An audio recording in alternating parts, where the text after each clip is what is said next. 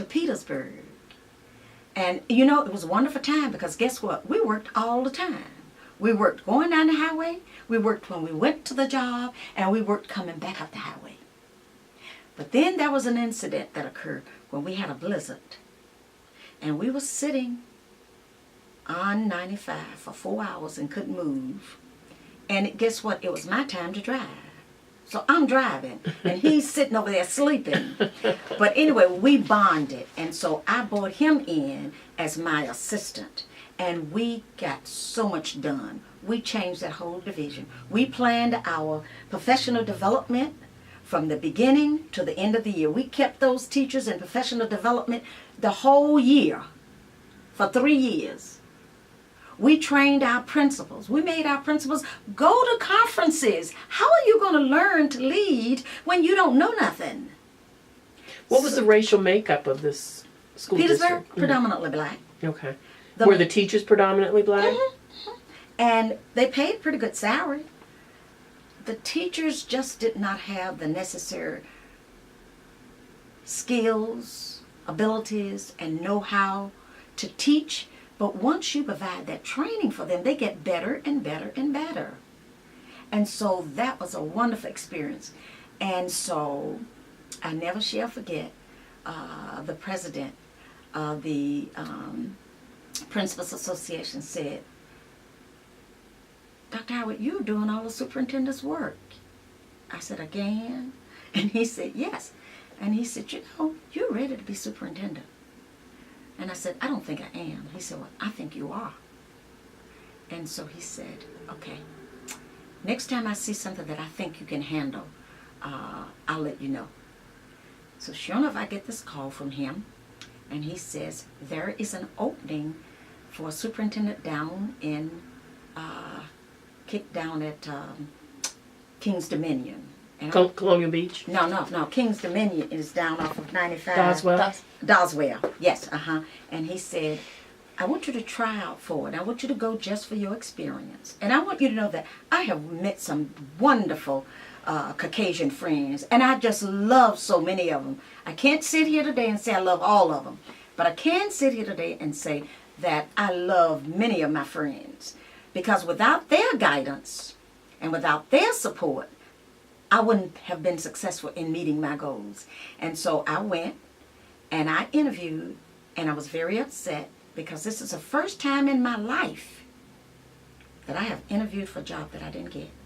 And I felt that I was a failure. And then I thought about that thing. I said, no, you're not a failure. Think about what he said. He said you may not get it. He said, go there and get the experience.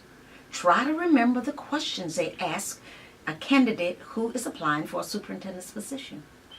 So I did, and he said, oh, you'll get a job, don't worry about it. But I had a job because I was still with Petersburg. And so then I get another call from him. And so he said, okay, I want you to interview for a school division that's surrounded by water. It's a result.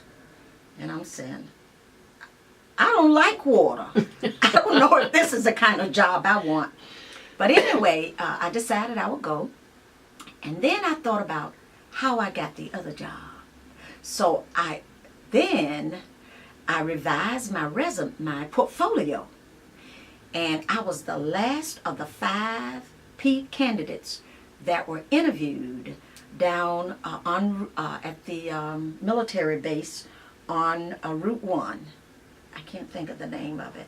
It will come to me. Quantico or Fort Belvoir? No, not Quantico, not Fort Belvoir. No, it's down on 301. Right before Eustis? right before you cross the water on 301. Okay. I'll think of the military base. Well, anyway, I went there, and I was interviewed, and I was the last one. And so I never shall forget, Mr. Driscoll said, can we keep your portfolio? And I said, only if you plan to hire me, because I don't want you to use my full portfolio and all the work I've done and share it with other people. They will know how to put it together. And that's not fair to me. So anyway, I let them keep it. I didn't hear from them for like 5 days. I didn't hear a word. So I decided to call my friend to find out if he knew anything. And he said no, he didn't know anything. So that following Monday, I got a call from them asking me to please come back for a second interview. So I said, oh my God, either I have it or I'm in the top running.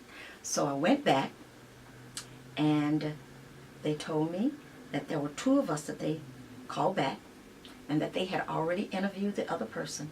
And after interviewing me the second time,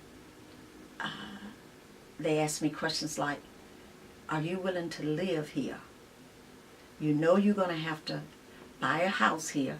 I said, I'm not leaving Northern Virginia. I'm sorry. I said, my husband built our home, and I said, I'm not leaving. I said, well, can I get an apartment?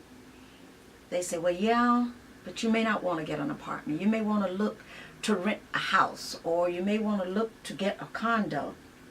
So I said, how much time do I have if I accept the job? How much time do I have to get lodging down here? Can I commute back and forth from Northern Virginia until I get the house or an apartment? And they said, we would give you 3 months. So my husband said, well, we're not going to invest in an apartment. Let's invest in a condo on the water. And so that's what we did. I got the job.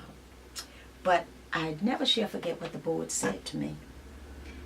The board said they hired me because the school system was corrupted, and they needed someone strong enough to come in to clean house. Those were those very words. And I said, oh Lord, what have I gotten myself into? And so I went there, and I observed, and I talked to the teachers.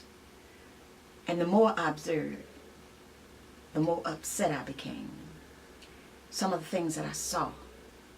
I would go to the games, and I never shall forget my athletic director.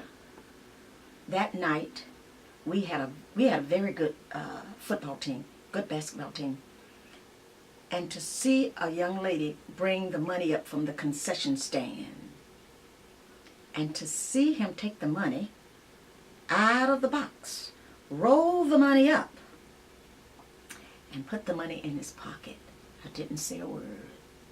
The next day, I went to the secretary, the bookkeeper, and I said, how much money did we make last night? And see, we had a full house. Oh, we didn't do so good on concessions. I said, oh, we didn't? She said, no. I said, how much did we do?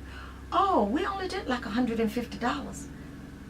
I had to leave the office. I said, okay, talk to you later. I went to office. I left that office, and I went directly to my office. And I called the board chairman.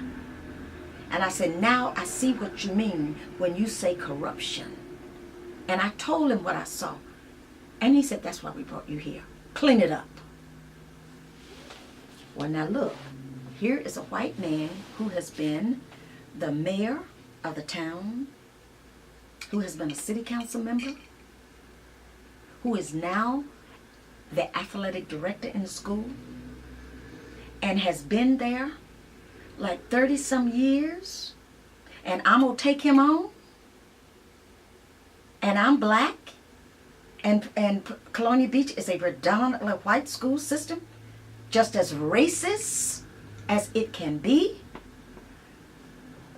I said to my husband, it is my philosophy to never recommend a teacher who is no good on to another school division, because that is what has happened to education today.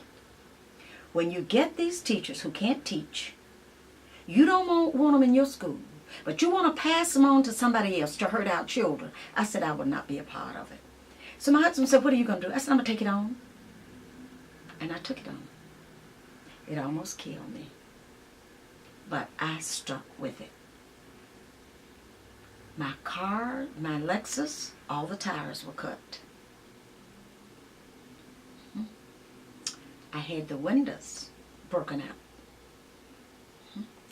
I had to literally watch my back. And what year was this?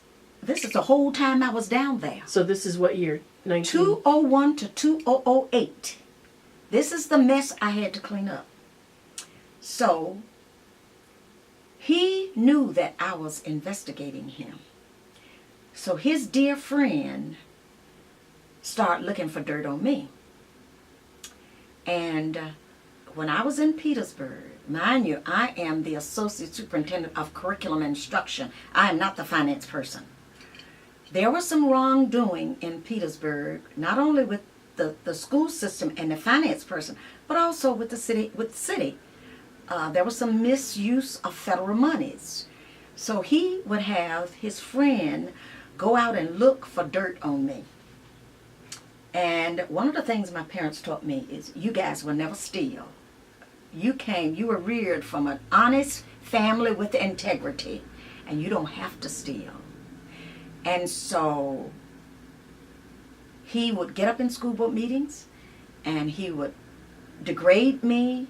He would call me all kinds of racial slurs. What kind of racial slurs? We don't need no black superintendent. And this is in 2000 and... 2000, 2001 to 2008. She misused funds when she was in Petersburg. It's already documented. We just need to fire her. They went back. They wanted to see all of my evaluations. We let them see them. I even let them see evaluations from Manassas to Petersburg to Colonial Beach.